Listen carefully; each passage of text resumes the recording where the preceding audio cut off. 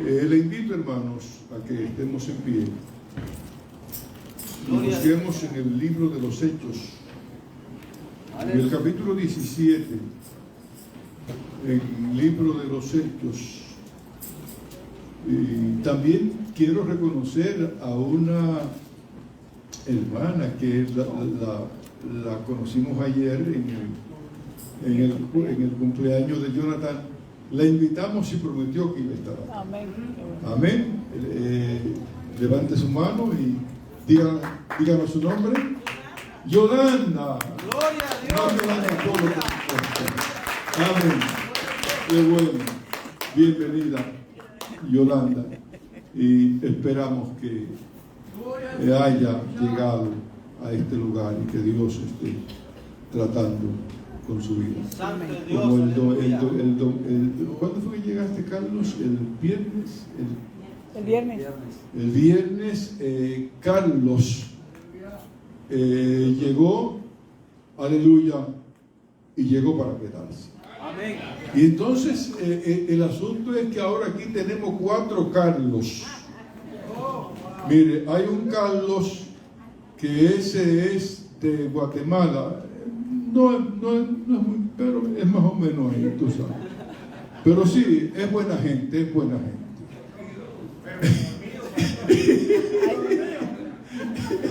Hay otro Carlos que es de El Salvador. ¿Está por ahí Carlos?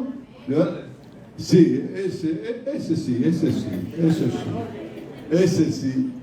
Hay otro Carlos que es de México. ¿Ya bajó? Que es Carlos Aranda, ese también, tú sabes. Más o menos. Y llega Carlos de Honduras. Fíjense qué cosa. Las 4 naciones, hay 4 naciones representadas aquí que se llaman Carlos. Amén. Y qué bueno, Carlos. Bienvenido. Amén. Gloria al Señor. Así como tú nos ves, así somos. Aquí no hay. Así somos, así somos. Amén. Bendito sea el nombre del Señor. Amén. Hechos capítulo 17, del verso 10 en adelante, gloria al Señor.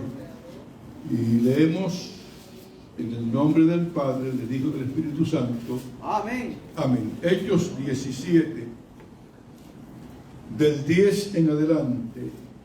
Inmediatamente los hermanos enviaron de noche a Pablo y a Silas hasta Berea. Ellos, habiendo llegado, entraron en la sinagoga de los judíos, y estos eran más nobles que los que estaban en Tesalónica, pues recibieron la palabra con toda solicitud, escudriñando cada día las Escrituras para ver si estas cosas eran así. Así que creyeron muchos de ellos, y mujeres griegas de distinción, y no pocos hombres. Gracias, Señor, te damos. Recibe la gloria y recibe la honra. Hemos dado lectura a tu palabra y te pedimos, Padre, que nos dé la gracia y la sabiduría para poder ser un canal de bendición. Amén. En el nombre de Jesús. Amén. Pueden sentarse, hermanos. Gloria al Señor. Aleluya. Gloria al Señor. Aleluya. Gloria a Dios. La escritura que tenéis por delante nos permite hacer reflexión acerca de la importancia de examinar las cosas. No con un espíritu sectario ni fanatizado, sino con un espíritu dispuesto a investigar ¿Dónde está la verdad? Amén. Gloria a Dios. Investigando la verdad Santo es Dios. de una manera, ¿verdad?, franca. Septiembre, como sabéis, es el mes de la Biblia. La Biblia es la palabra de Dios. Amén. En días pasados hacía reflexión sobre cómo cómo llegó la Biblia hasta nosotros. ¿Cuál fue el camino que tuvo que recorrer? Por cierto, un camino muy difícil. Un camino en el que los enemigos de la palabra de Dios, a lo largo y lo ancho de la historia humana, han intentado neutralizar, hacerla desaparecer, porque Satanás bien sabe el poder que tiene la palabra de Dios. Amén. Pues es el único libro que cambia vidas. Gloria a Dios. Es el único libro que transforma. Amén. Que tiene el poder, en el nombre de Jesús, de romper cadenas y de hacer de hombres y mujeres libres. Porque Jesús dijo: al que el Hijo del Hombre libertare, será que verdaderamente libre. Aleluya. Y conoceréis la verdad, y la verdad os libertará. Amén. Pero ¿cómo nos vino la Biblia? La Biblia originalmente fue escrita en arameo y en hebreo. De hecho, uno de los idiomas más antiguos que existen es el arameo. La Biblia se escribió primero una porción en arameo, pero mayormente en hebreo.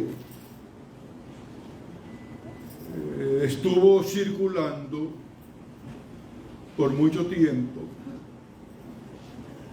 pero en Alejandría había un rey llamado Ptolomeo Filadelfo II,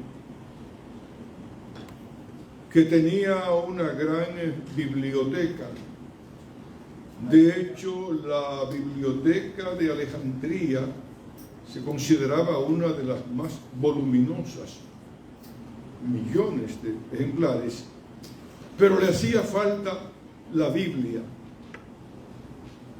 Y alguien ha dicho que una biblioteca sin una Biblia es teca, porque le falta la Biblia. Y el rey Ptolomeo Filadelfo II contrató a 70 ancianos judíos versados en el hebreo y en el griego, para que le hicieran una copia del hebreo al griego.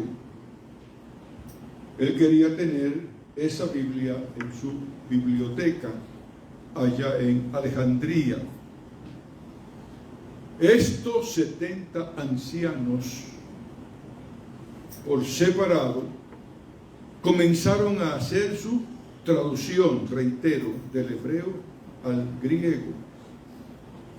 Y finalmente, cuando se juntaron todos de una manera providencial, encontraron que todos estaban de acuerdo con la traducción que habían hecho. De ahí que usted va a escuchar la versión de los 70, refiriéndose a esos 70 ancianos sabios, hombres muy versados en las escrituras. Pero ¿cómo la Biblia llega hasta nosotros, que podemos leerla? en el español. Se hizo una traducción del hebreo al latín. ¿Quién hizo esto? Lo hizo un erudito llamado Jerónimo, muy versado, y hace la traducción del griego al latín, porque en ese tiempo el latín era un idioma fuerte, era el idioma que se hablaba, ¿verdad?, en muchas partes. Ya en nuestros tiempos el latín es una lengua muerta, pero hay muchas palabras del latín, muchas palabras del castellano, del español, que son traídas directamente del latín. Entonces, la pregunta que seguimos haciendo, bueno, ahora la Biblia está escrita en latín. De hecho, la Iglesia Católica Romana tiene lo que se llama la Vulgata Latina, que fue la traducción que hizo este erudito, y también le añadió lo que se conoce como los libros apócrifos. Podéis observar que la Biblia nuestra, la Biblia que usamos, tiene 66 libros. Amén. La Biblia católica tiene 72. Y es que muchos de esos apócrifos, de esos libros, que si bien fueron considerados, ¿verdad?, importantes desde el punto de vista histórico, pero carentes de inspiración divina. Amén. Sin embargo, la Iglesia romana dijo, bueno, aquí hay unos libros que nos justifican la oración de los santos, que nos justifican la misa, y esas cosas pues lo vamos a ¿qué? A incorporar. Bien, ahora, ¿cómo llega la Biblia del latín al castellano, al español? Dios entonces usó a un profesor, el profesor Casiodoro de Reina, que fue el primero que tradujo la Biblia del latín al español, en la llamada la versión, la Biblia del oso. Yo tengo una versión de esa. Entonces, así la Biblia llegó hasta nosotros, para que pudiéramos leer la palabra de Dios. Gloria a Dios. En nuestro propio idioma. Si bien es cierto que reconocer que Roma tuvo un papel importante en la traducción de la Biblia, pero cuando ellos se dieron cuenta el poder que emanaba de la palabra de Dios, cuando la gente común y corriente comenzó a leer la Biblia y a darse cuenta de los errores y de las cosas y tradiciones y doctrinas puramente humanas, la alta jerarquía dijo, no, esto hay que detenerlo. Y entonces comenzaron a prohibir la lectura de la Biblia,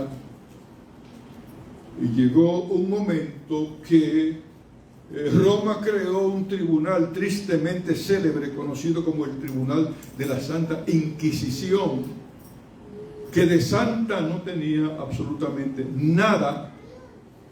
Era el brazo represivo de la Iglesia romana para castigar y para condenar a toda persona que no comulgara con la doctrina romana, y cuyo único pecado, según ellos, era que la persona confesaba que Jesús era su Salvador. En el tribunal de la Inquisición, esto era suficiente para condenar a una persona, despojarlo de sus bienes,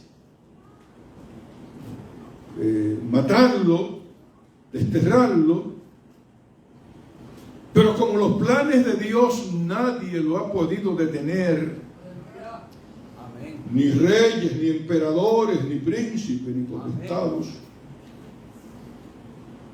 Dios entonces levantó a un hombre que viene del seno de la propia iglesia, y es un nombre que ustedes conocen, el doctor Martín Lutero,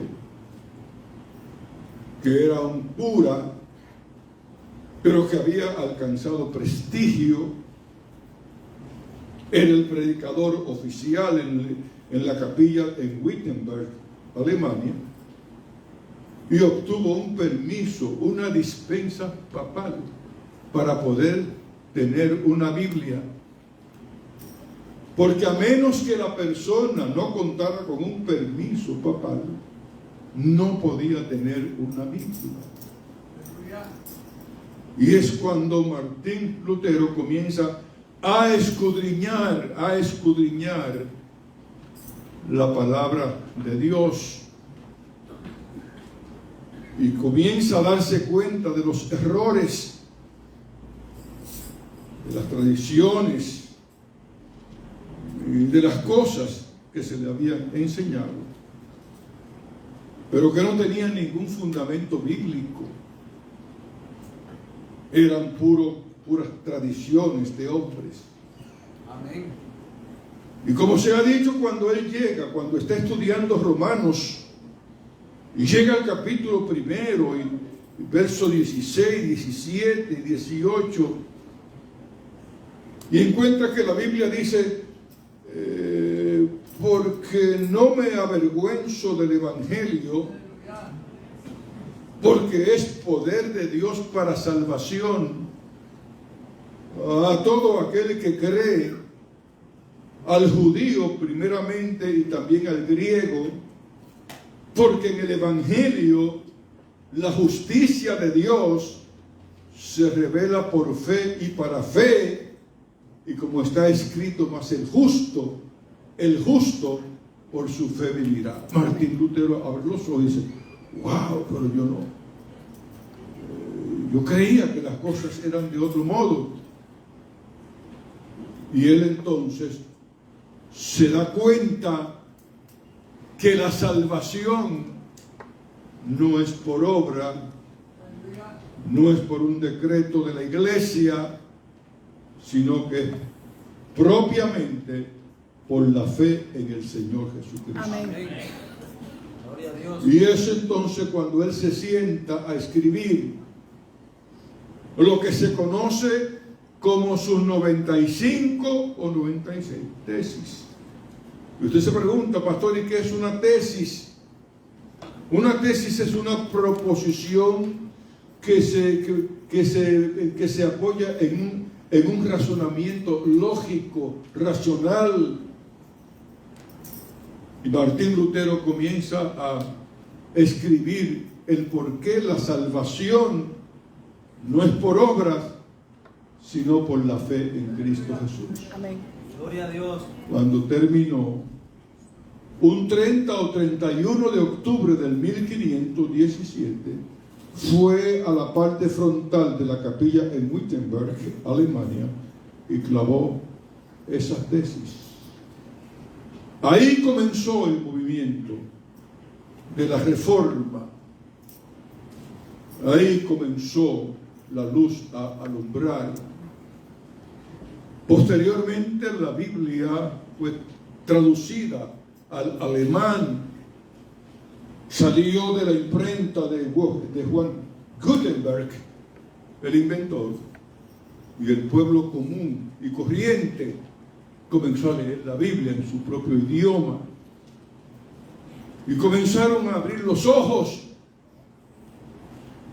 Roma intentó aplastar el movimiento reformador con sangre. Pero la verdad se había manifestado. Aleluya. Y como dijo Charles Haddon Spurgeon, príncipe de los predicadores ingleses, él dijo: la Biblia es como un león, no necesita defensa, suéltenla, ella habla por sí misma. Amén. Amén. Aleluya. Gloria a Y la Dios. palabra de Dios comenzó a correr de una manera tremenda.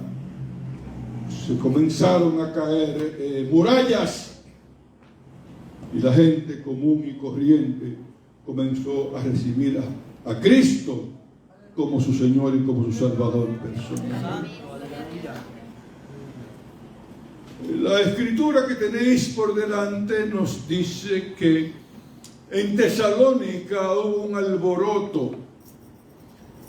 Si yo estuviera en Dominicana diría que hubo un reperpero. ¿Usted sabe lo que es un reperpero? No sabe. Eso mismo, un alboroto. ¿Te ves? Hubo un alboroto cuando Pablo y sus compañeros misioneros llegaron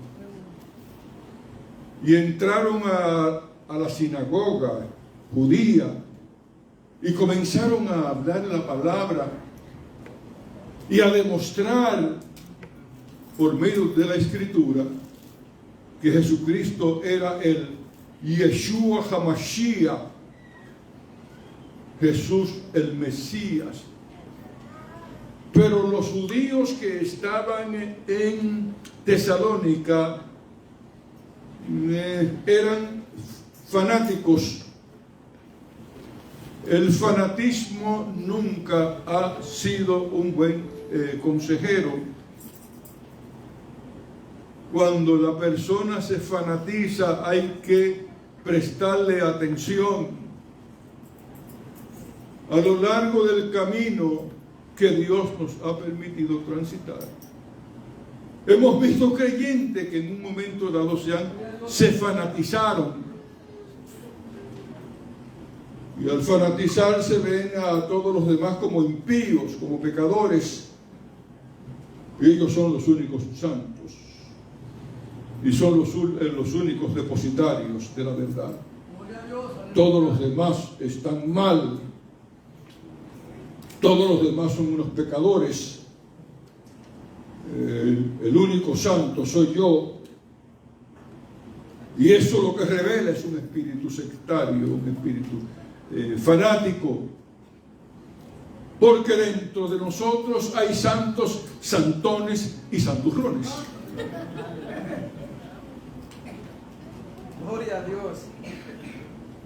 El santo es una persona que entiende que necesita de Dios todo el tiempo, Amén.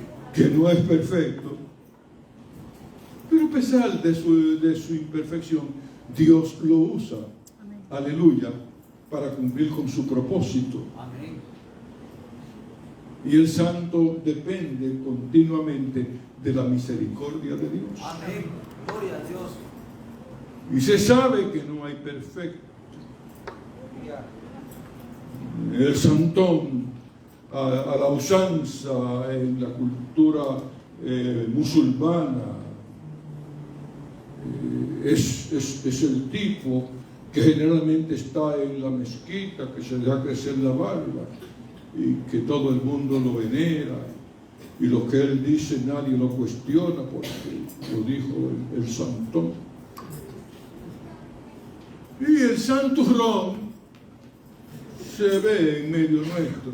Aleluya. El santurrón ve pecado hasta en la sopa que se come. Sí, para él todo es pecado.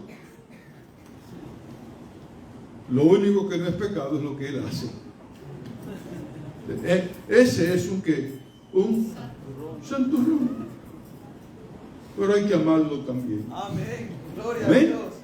Santo. Entonces, en Tesalónica había un espíritu sectario, fanático.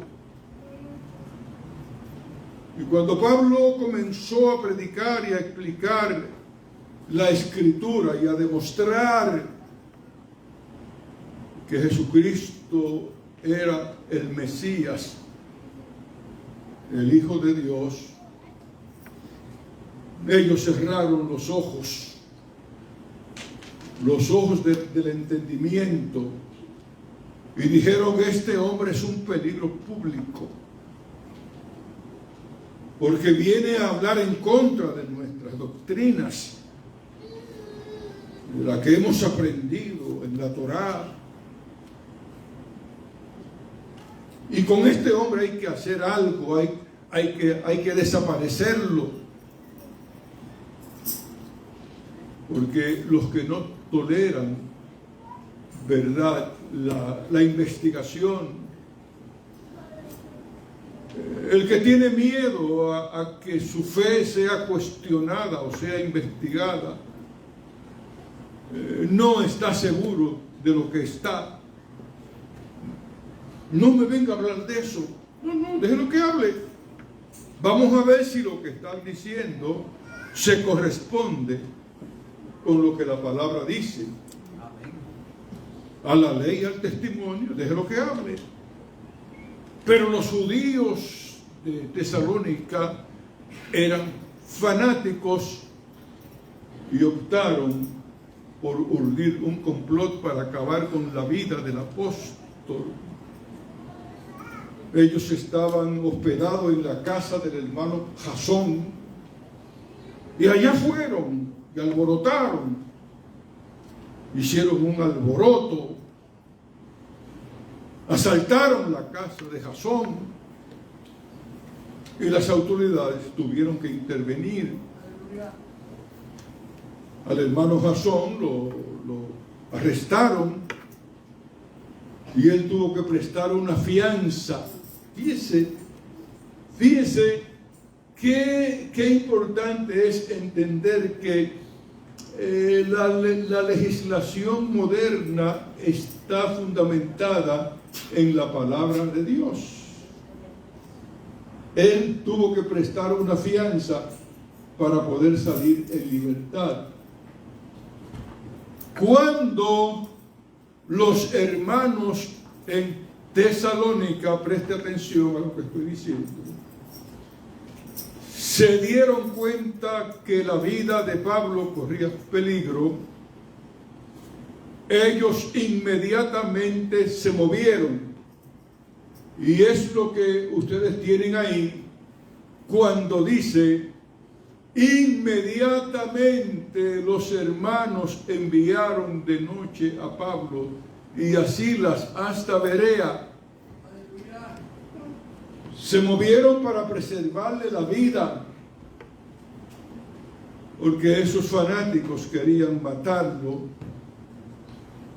y los hermanos intervinieron y dijeron: no, vamos a protegerlo, y la mejor forma es hacerlo así. Y los enviaron hasta Berea. Berea era una ciudad con una influencia fuertemente griega, y allí había una sinagoga judía, y ellos, refiriéndose a Pablo y a Silas, habiendo llegado, ¿qué hicieron? ¿Entraron dónde? Sígame, ¿entraron dónde? Entraron en la sinagoga de los judíos. Me llama la atención que a Pablo y Silas no se amedrentaron, no se acobardaron, no dijeron: bueno, allá en Tesalónica quisieron matarnos, así es que vamos a llegar aquí y no vamos a hacer nada. ¡No! Ellos dijeron: tenemos que cumplir con nuestra misión, tenemos que cumplir con el compromiso que Dios nos ha encomendado.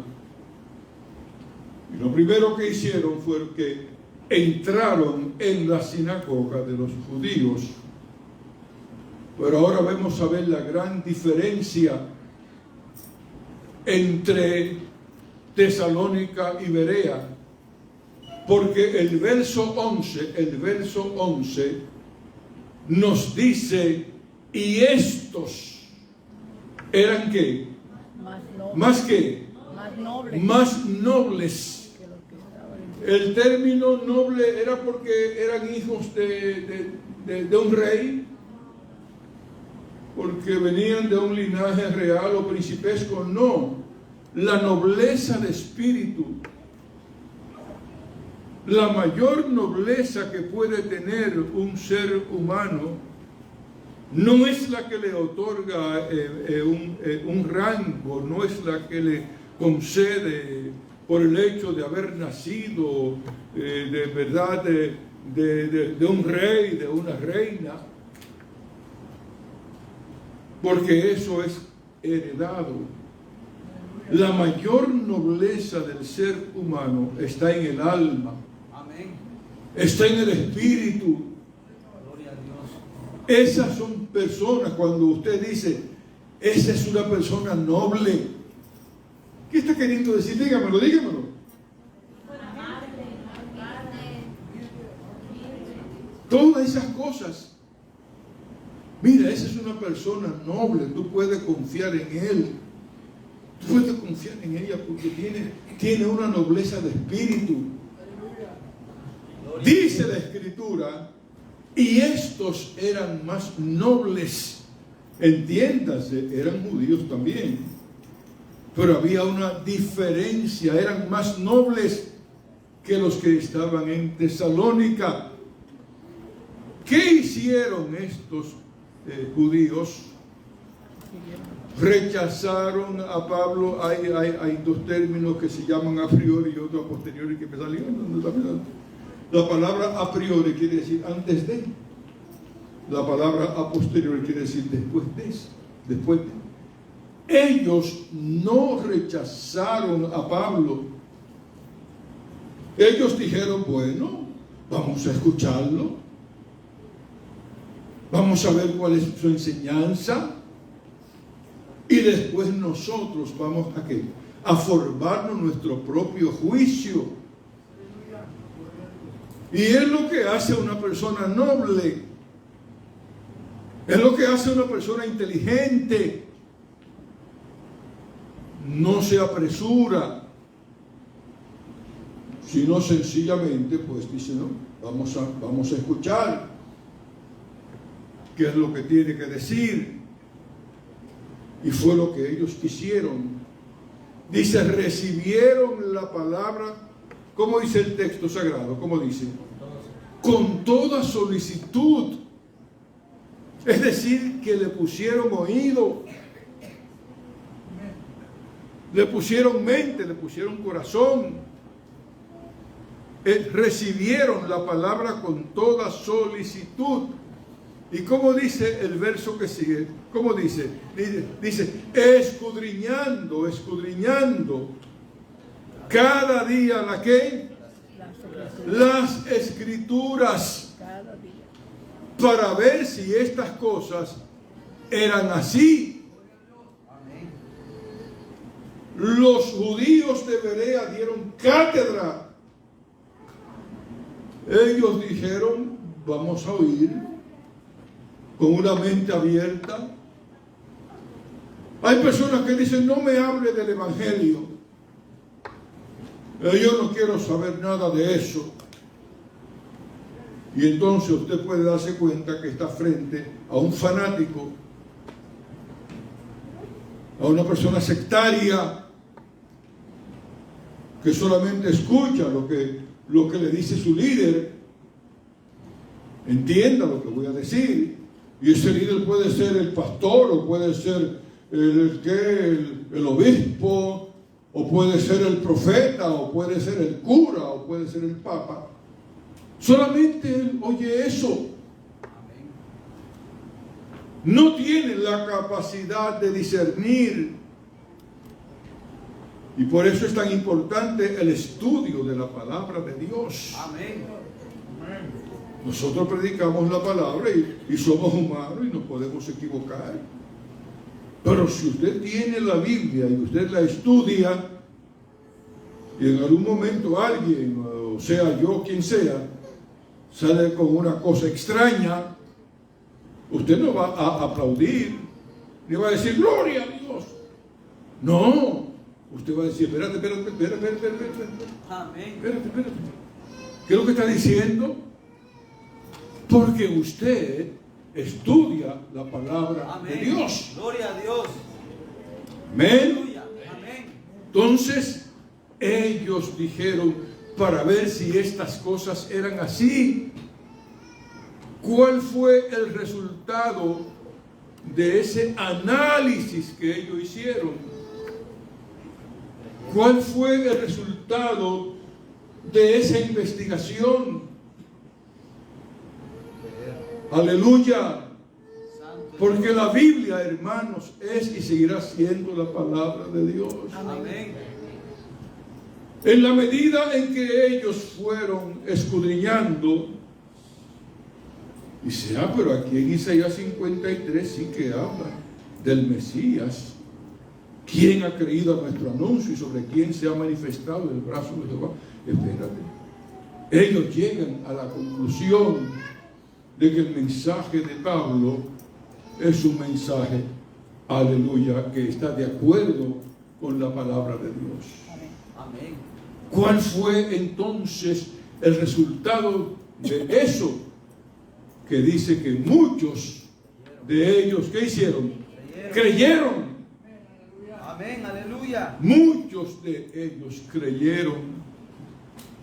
Y no estamos hablando de gentiles, estamos hablando de judíos que conocían la Torá.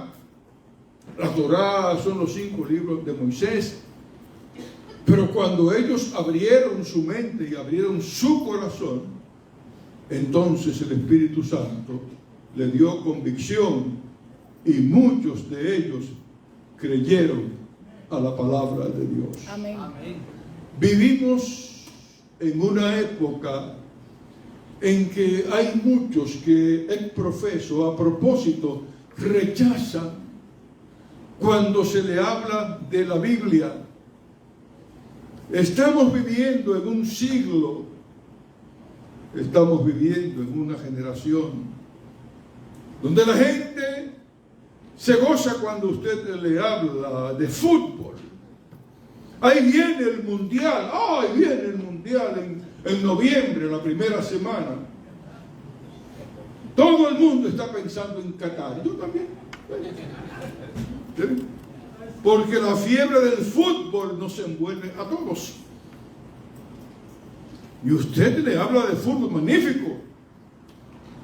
No hay problema. Usted le habla de la farándula o le habla de béisbol, hasta de política que le hable. No hay ningún problema. Pero cuando usted le habla de Dios, Aleluya.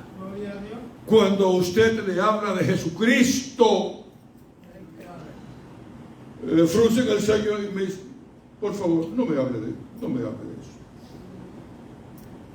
Háblame de otra cosa, pero no me hable de Dios. Esta generación no quiere oír la palabra de Dios. Amén.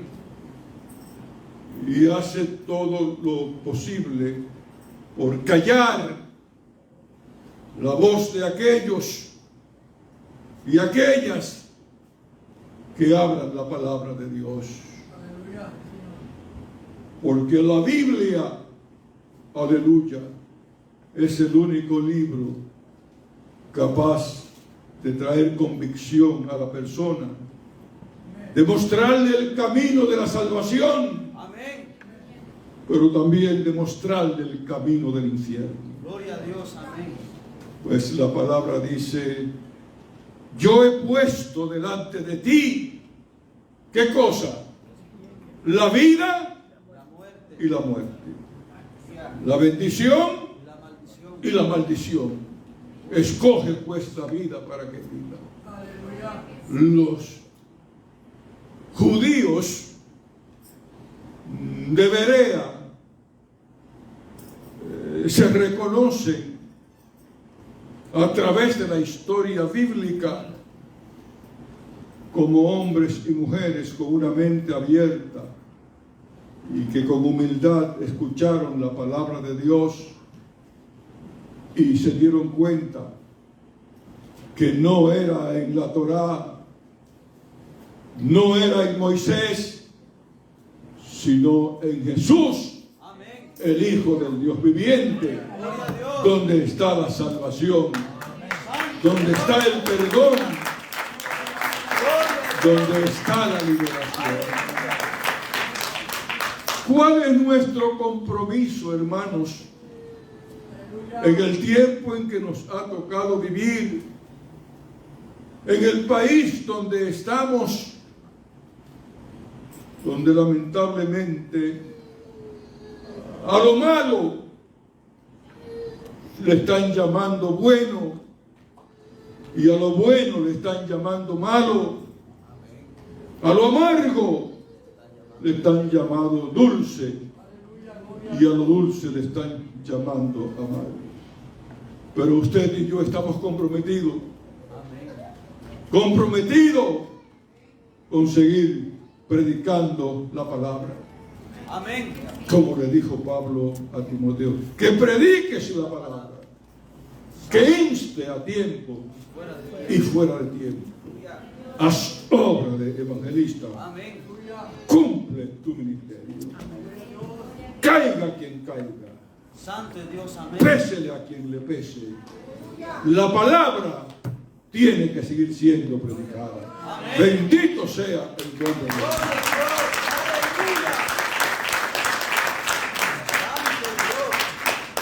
Los hermanos de Berea tienen un papel de distinción.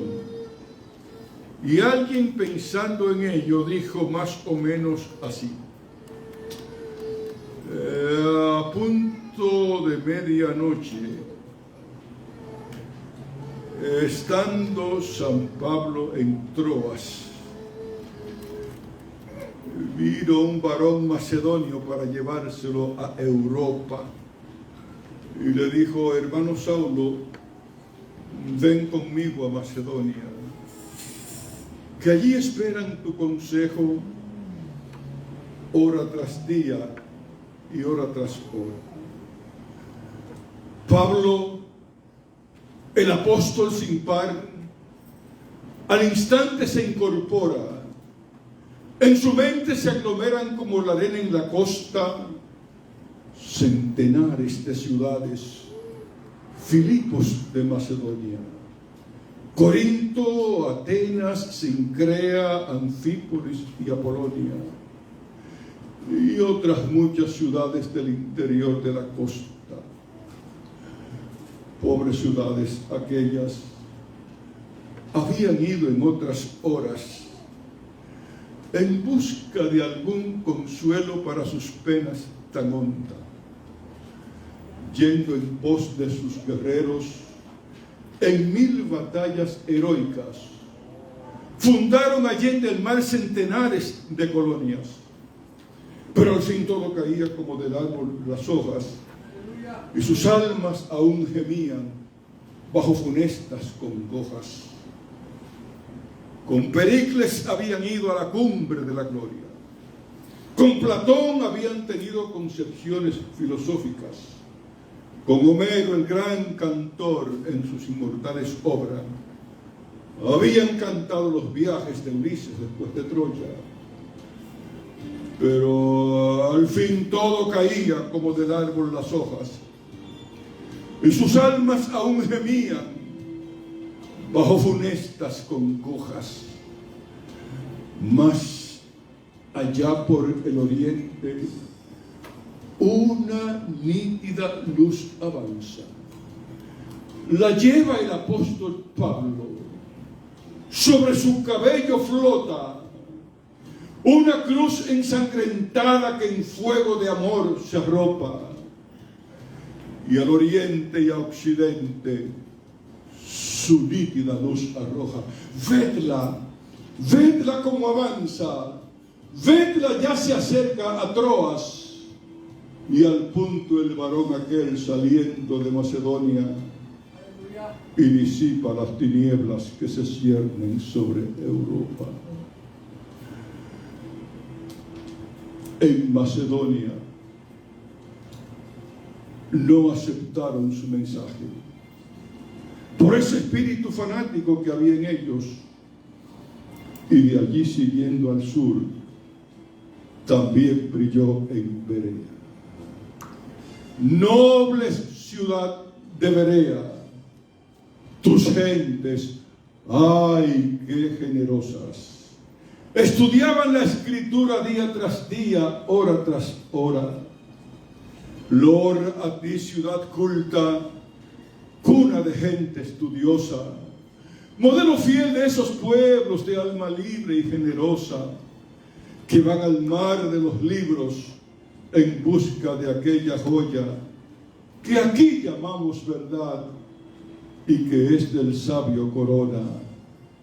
Loor a ti, ciudad culta, cuna de gente estudiosa, siga iluminando al mundo tu ejemplo, ciudad hermosa. Bendito sea el nombre del Señor.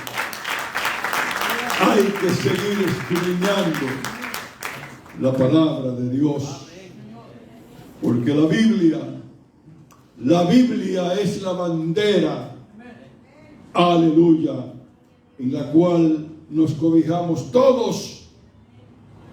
Aquí no hay nacionalidades.